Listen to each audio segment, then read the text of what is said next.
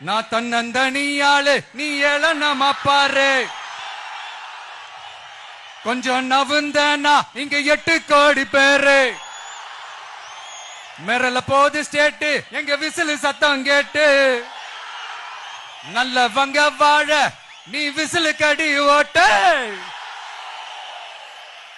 கடைசி நம்பிக்கை மக்களை தேடி வருது.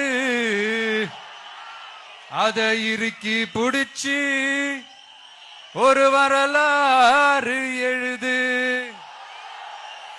உங்க விஜய் நான் வர. விசில் அடிக்க ரெடியா?